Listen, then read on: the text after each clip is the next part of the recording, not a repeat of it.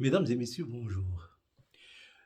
Aujourd'hui, on va parler un peu de ce grand débat qui est en train de s'animer sur les réseaux sociaux et les télés concernant le dernier match du Maroc-Sénégal et le fait que le Sénégal soit allé frapper à la porte du, du TAS. Durant cette conférence qui a été animée par les Sénégalais, les avocats du Sénégal,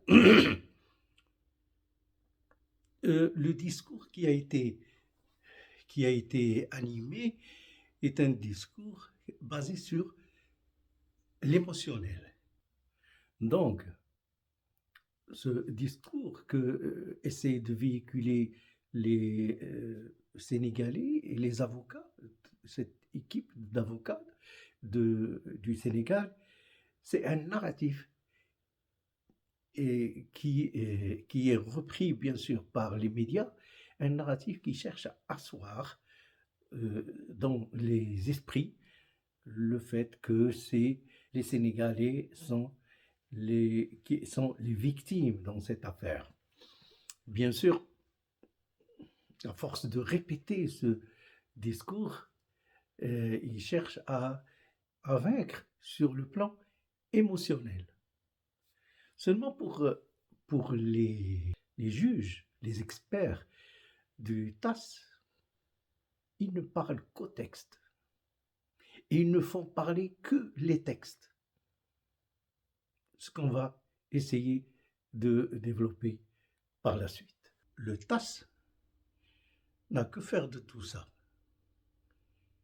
Les Sénégalais affirment que les matchs se gagnent sur le terrain de foot et non dans les tribunaux, les papiers, le tapis vert et les tribunaux. Donc, ça se gagne sur le terrain. Je suis entièrement d'accord. Seulement, ce n'est pas les Marocains qui ont quitté le terrain. Le terrain, il a été quitté par les Sénégalais.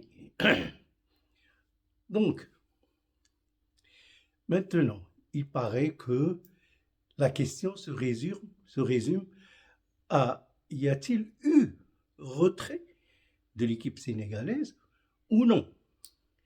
Les Sénégalais prétendent que dès que l'équipe est retournée sur le terrain, on ne parle plus de retrait, on ne parle plus d'abandon, on ne parle plus de forfait. Comme si le simple retour sur le terrain efface l'infraction. Voilà. Maintenant, certains poussent même le raisonnement et disent que le moment passé en dehors du terrain n'arrivait pas à 15 minutes, n'arrivait pas. Bon, on entend parler de ce laps de temps de 15 minutes. Or, en fait, l'article 82, 83 et 84, ces trois articles, ne mentionnent pas de durée. Vous savez pourquoi?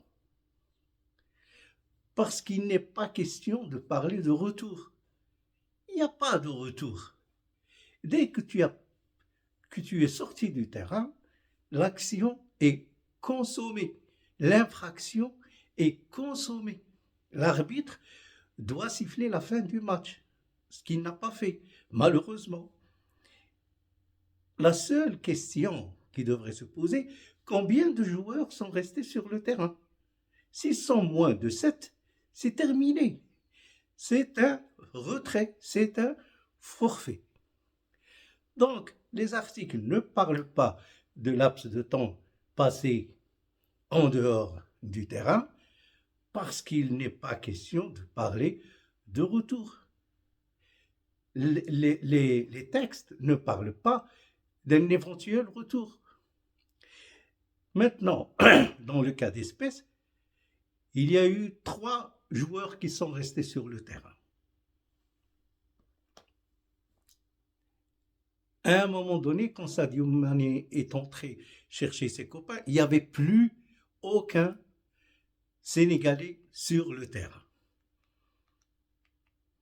Alors, vous imaginez, en plus des textes qui ne mentionnent nulle part la possibilité de retour de cette équipe qui se retire, n'importe laquelle, autrement la durée aurait été fixée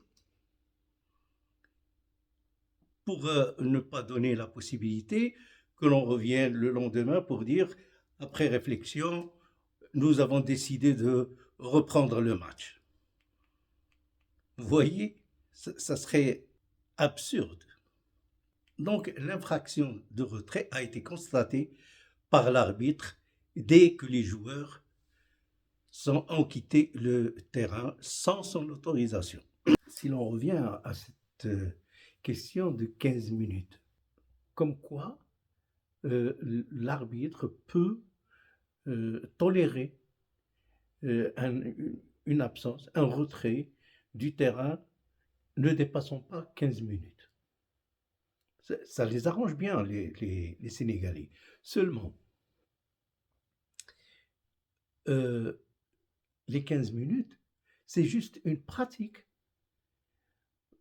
Dans le cas où une équipe se présente en début de match, tardivement, c'est-à-dire que l'article 84 prévoit qu'une équipe qui quitte le terrain ou une équipe qui ne se présente pas au terrain est considérée comme perdante. Donc, on prononce le forfait. Seulement, dans la pratique, l'arbitre attend généralement jusqu'à 15 minutes avant que l'équipe se présente. Mais c'est seulement dans ce cas, et c'est juste une pratique, c'est seulement dans ce cas où on peut parler de 15 minutes.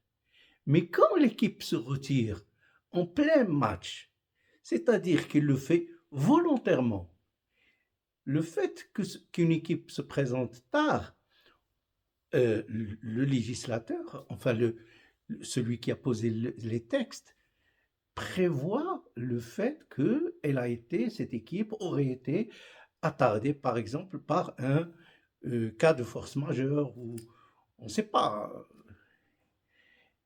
Mais dans ce cas-là, l'arbitre constate que l'équipe s'est retirée de son propre chef. C'est elle qui s'est retirée sans qu'il y ait de pression. Bon, il manifeste contre une décision, d'accord, mais c'est toujours un retrait. C'est simple. Maintenant, on me dit que les joueurs marocains ont repris le jeu. Et donc, ils étaient consentants. Mais bien sûr, ils obéissent à l'arbitre. Pour ce qui est de la constatation du forfait et des réserves que pourrait formuler l'équipe, il y a le staff qui s'en charge. Les Marocains ne peuvent pas tomber dans le piège de se retirer du terrain. Maintenant, si l'arbitre n'a pas sifflé, s'il n'a pas sifflé la fin du match, ni distribué les cartes jaunes à tous les joueurs sénégalais qui sont revenus, il assume sa responsabilité. Mais il paraît, à ce qu'on raconte, dans son rapport, il dit qu'il aurait reçu des instructions de s'abstenir, donc de reprendre le match.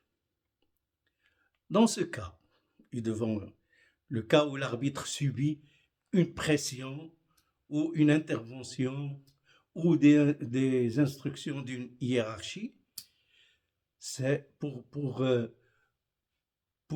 le règlement, c'est la même chose. C'est une personne en dehors du terrain qui altère l'autorité de l'arbitre.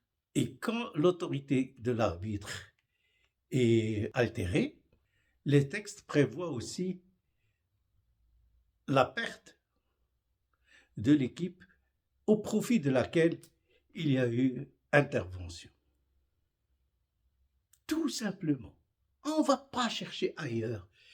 On ne va pas parler de tout un peuple qui a manifesté, qui a célébré, et puis on va lui retirer son...